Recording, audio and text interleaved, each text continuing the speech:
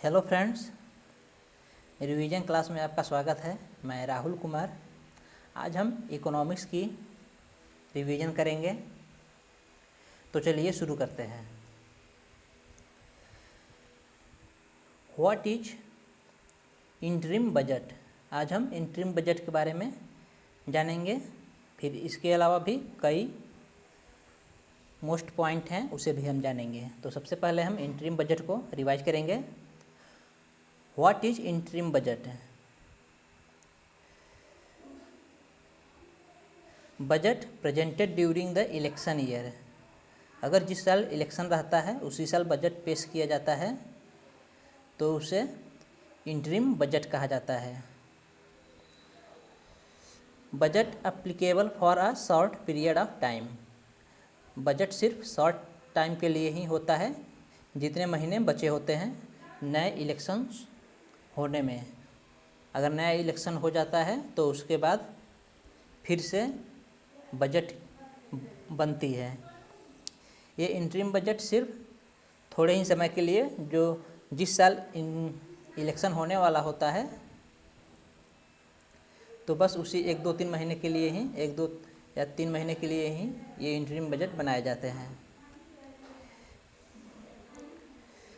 Difference between interim budget and vote on account. Difference between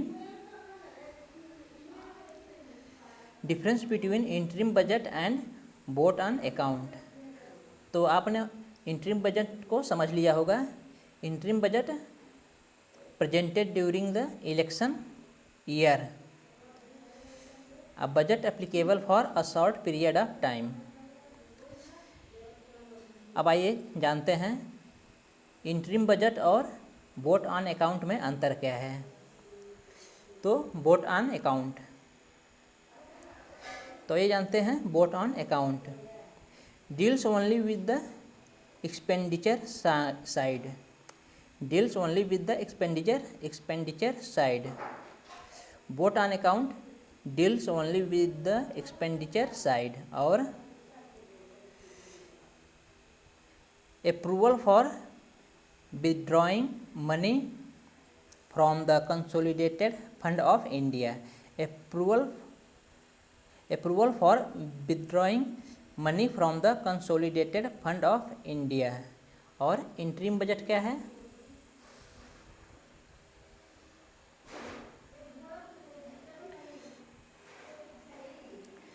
interim budget estimates of both revenue and expenditure. Estimates of both revenue and expenditure. यह revenue और expenditure दोनों side का estimates करता है, जबकि vote on account सिर्फ expenditure side का ही estimate करता है। Usually finance will not included. इसमें फाइनेंस विल इंक्लूड नहीं किए जाते हैं। इंटरिम बजट में फाइनेंस विल इंक्लूड नहीं किए जाते हैं। इसमें इंटरिम बजट में नो इकोनॉमिक सर्वे, इसमें कोई इकोनॉमिक सर्वे नहीं होता है। नो मेजर पॉलिसी डिसीजंस, और इंटरिम बजट में कोई बड़ा पॉलिसी डिसीजंस नहीं होता है। यहाँ पर एक क्वेश्चन है, can government announce policy decisions in the interim budget. तो इसका आंसर है there is no provision in the constitution that prohibits the government from announcing major policy decision. Normally कहा जाता है कि इंटरिम बजट में सरकार मेजर पॉलिसी डिसीजन नहीं ले सकती है, मेजर पॉलिसी अनाउंस नहीं कर सकती है। लेकिन ऐसा कुछ भी नहीं है, वह मेजर पॉलिसी भी अनाउंस कर सकती है, क्योंकि ऐसा कोई प्रोविज़न नहीं है कि जो मेजर पॉलिसी अनाउंस करने से सरकार को रोकती हो।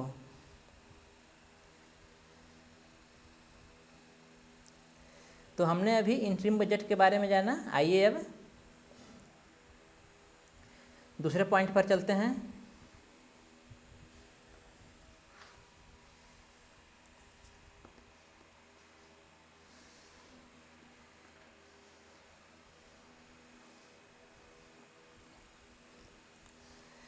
दूसरा पॉइंट है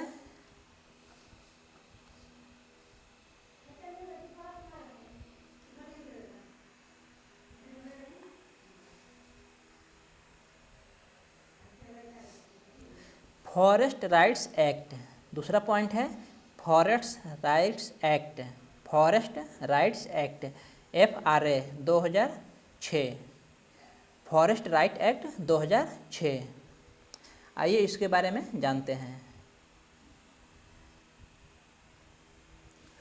to recognise the claim of tribals on forest resources and ownership on land, to recognise the claim of tribals, to recognise the claim of tribals on forest resources, claim of tribals on forest resources and ownership on land. तो क्या है forest rights act, क्या है to recognise the claim of tribals on forest resources and ownership on land. Second point क्या है, the act grants legal recognition, the act grants legal recognition to the rights of tribal and other traditional forest dwelling communities, dwelling communities. The act grants legal recognition to the rights of tribal and other traditional forest dwelling communities. ग्राम सभा recommends whose rights should be recognized, और यह कौन तय करता है, ग्राम सभा, यह ग्राम सभा द्वारा तय किया जाता है। ग्राम सभा recommends whose rights should be recognised. तो हमने अभी फॉरेस्ट राइट एक्ट्स के बारे में जाना। फॉरेस्ट राइट एक्ट्स 2006 में इम्प्लीमेंट किया गया था, बनाया गया था। आइए चलते हैं दूसरे पॉइंट पर।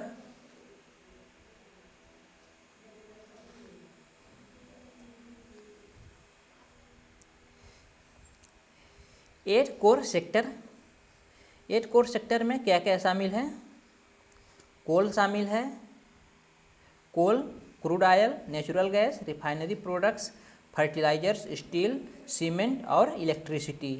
इसमें कुल 8 कोर सेक्टर हैं, जो कोल है, क्रूड ऑयल है, नेचुरल गैस है, रिफाइनरी है, प्रोडक्ट्स है, फर्टिलाइजर्स है, स्टील है और इलेक्ट्रिसिटी है। आइए चलते हैं अब नेक्स्ट पॉइंट पर।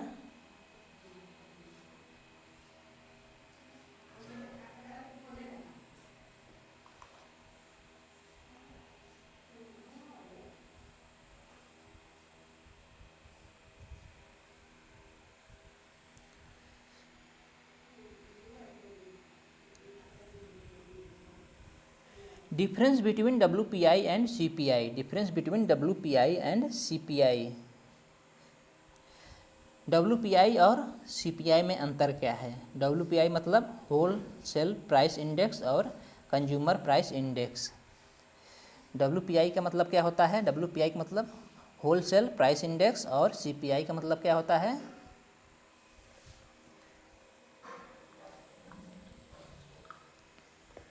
CPI का मतलब होता है कंज्यूमर प्राइस इंडेक्स। तो सबसे पहले मीनिंग जानते हैं। WPI amounts to the average change in price of commodities at wholesale level, WPI amounts to the average change in price of commodities at wholesale level। CPI क्या है, CPI का मतलब क्या है, CPI indicates the average change in the price of commodities at retail level। ये wholesale level पर आधारित है WPI, और CPI रिटेल लेवल पर आधारित है।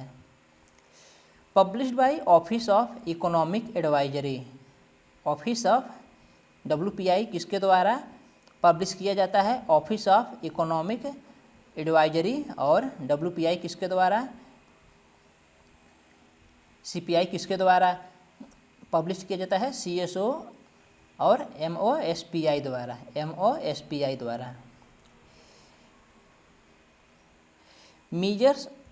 measure the prices of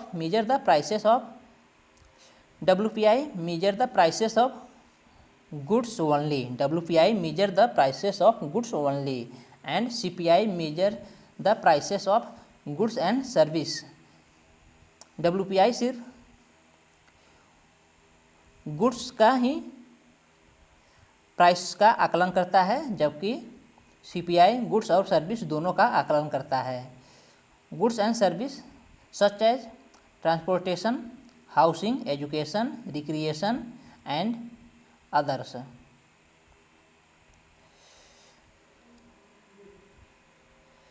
WPI measures inflation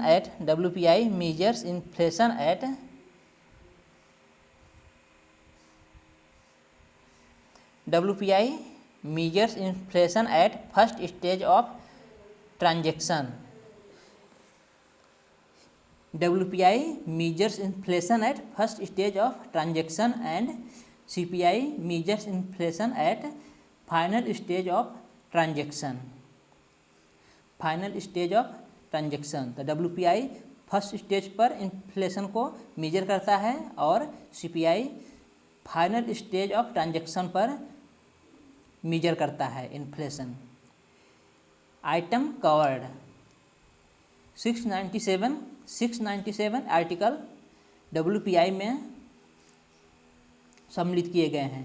primary articles, fuel, power and manufactured product, और CPI में 448 रूरल बास्केट और 460 अर्बन बास्केट इसमें शामिल किए गए हैं। WPI का बेस ईयर 2011-12 है और CPI का बेस ईयर 2012 है।